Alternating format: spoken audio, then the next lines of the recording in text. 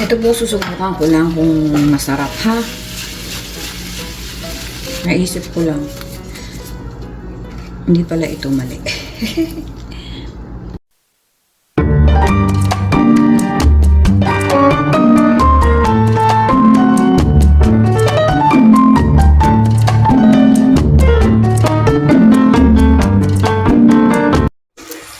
Hello po mga kuratsa.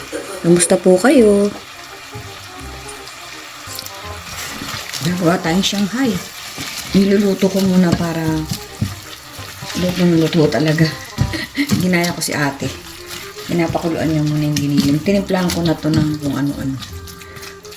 Kunting sibuyas. Kunting, nilagyan ko ba na sibuyas yun?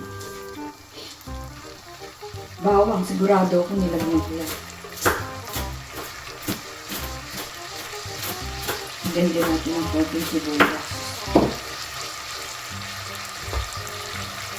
Para lang may lasa-lasa ba.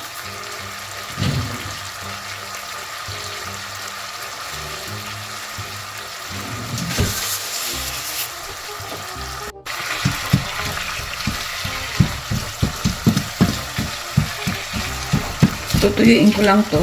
Tapos lalagyan yung sahog tsaka ako babalutin. Try ko lang yung ganito para kahit konting prito lang. Or pwede din sa ayoko kasi nang ilalagay sa tawag dito, air fryer nang hindi naluluto yung loob. Gusto ko talaga dinadaanan ng apoy o tubig o mantika. So ito, pag ganito, pwede ng air fryer para sa akin. Yung iba naman, diretso air fryer kahit hilaw ayoko. Gusto ko nadadaanan talaga ng luto ba, lutong-luto. Okay. Matarbaho mga kuratsa ang gumawa ng lumpiang Shanghai. Na yan, may nakabalot ng iba. Ayan. Alrighty. Ito. Kunting buno pa. Nakagawa na ako ng 10, 20, less than 30. Alrighty, tapusin ko na to. Masakit na yung gulgot ko. Alrighty. Alrighty ka ng alrighty. Ayan po. Hindi pantay-pantay kasi yung nabili kong mambalot, yung makapal. Wala na pong mabili yung manipis eh. So, pwede na yan kaysa wala. Total naman, masarap yan. Masarap yan. Niluto ko muna siya kaya nagmamantika. Pero kahit hindi mo na siya masyadong ilubog sa okay naman. Luto na yan eh. Basta palutungin mo lang yung balat.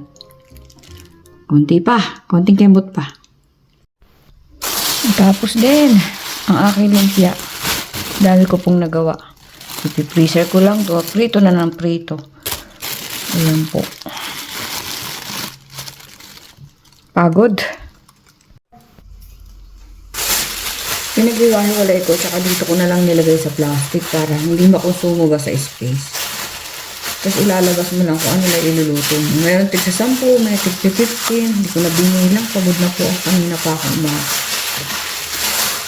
Ganyan lang. Lagyan mo sa freezer pagka gusto mo kumain. Iprito mo. Ang dami ko nagawa. Ayan.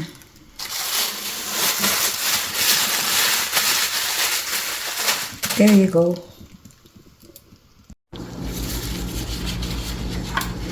Ito po, susubukan ko lang kung masarap ha. Naisip ko lang. Hindi pala ito mali. Buti hindi ko pa nabuksan. Ito pala. Nakita ko kasi sa grocery to. Sabi ko, pwede siguro tong experiment. Diced mango po. Kaya konti lang ang gagawin ko para kung hindi man siya ganun kasarap, hindi masasayang.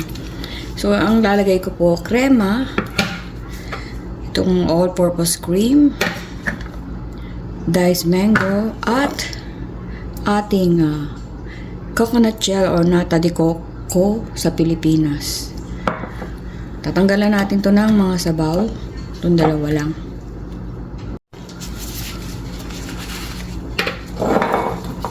Hindi pala nabuksan.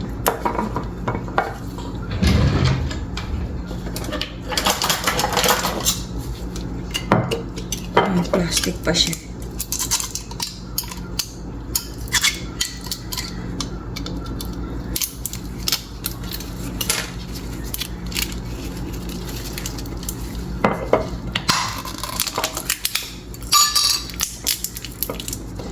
ito po aalisan ko lang ng syrup.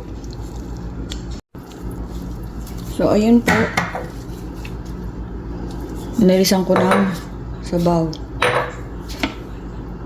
Tiktikin natin maigi. And then, ito.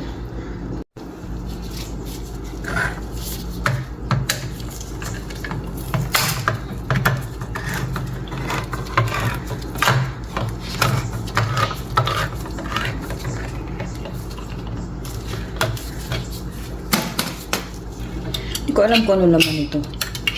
Ang laman ng kahon ay first time ko lang bumili nito.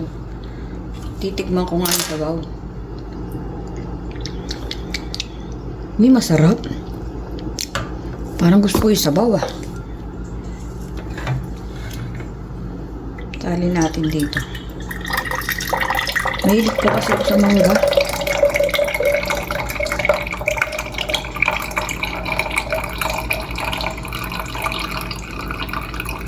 Parang ano ah, umiihi ah. Ano ba yun? Tapos, ganyan din natin. Magkasama siya. Naku, mukhang masarap to mga kuratsa. May ilang pang isa. Ayaw na sumama. Ayaw niya mag-join sa tropa. Uy! Sayang. Nadurog na tuloy. Tigas ng ulo mo ah. Okay.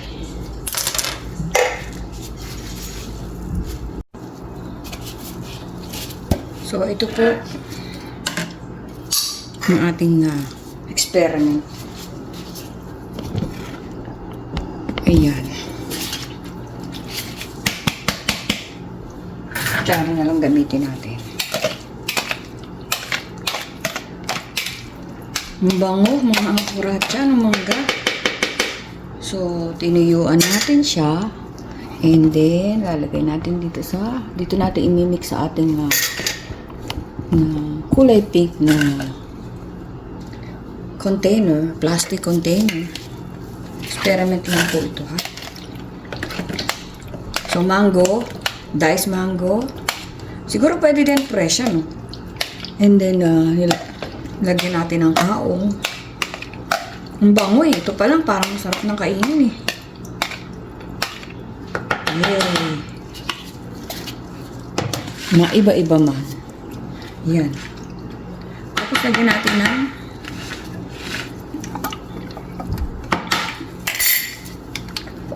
lagyan na po natin ito. Meron pa yata ako sa rep. Ito. May tira pa tayo.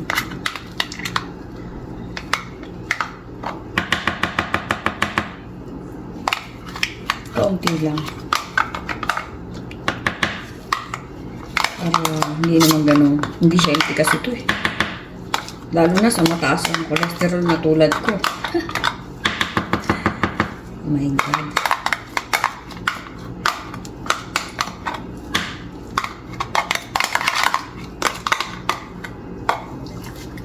So, ganun lang po. Namuo ang galing kasi sa rep.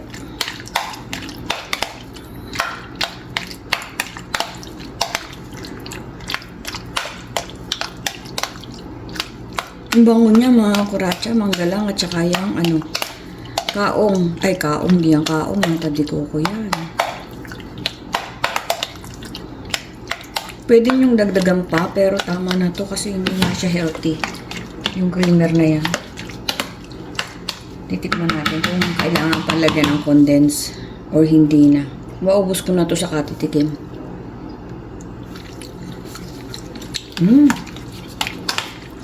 Alam nyo, hindi na kailangan.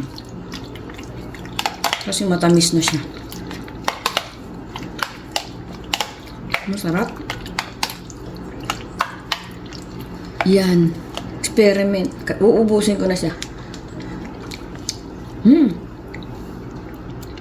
Pwede nyo lagyan ng konting condense. Pwedeng wag na. Ako hindi na po kasi sobra na sa sweet at sobra na sa cholesterol. Okay? Ayan. Since dalawa lang naman kami ni Don P, hindi na ako magpo-fruit salad. Yan lang mango And then, nata de coco at saka creamer. Yes, sarap. Tataya ako sa loto bago. Ayan po, tataya daw sa lotos. Ano, good luck. Ayan po ang ating invention. Invention talaga. Wala lang, naisip ko lang, parang masarap yung ganito. Hindi masyado matamis. Tikman natin. Sira yung tayaan ng loto kahapon sa Masarap nga mga kuratsa. seafood. Good. Hindi masyado matamis. Nata de coco lang yan. Tsaka, manggong nasa lata. Pwede din yung fresh mango siguro.